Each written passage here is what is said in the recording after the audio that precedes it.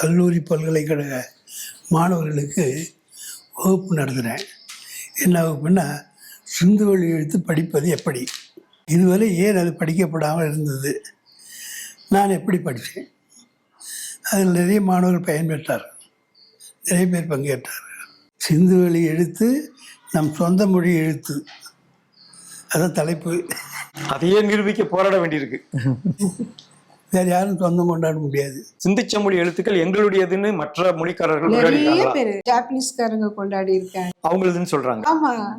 அதே மாதிரி மேலையாரிய மொழிகளோட சிலர் ஒப்பிட்டும் சிலர் பண்ணியிருக்காங்க. கோண்டில் சிலர் எழுதியிருக்காங்க எங்களுடைய மொழி ஆய்வு அப்படின்னுட்டு. ஆனா எங்குமே அங்க அங்கீகரிக்கப்படலை. எல்லாரும் முழுமையா எல்லா எழுத்துக்களையும் படிக்கல.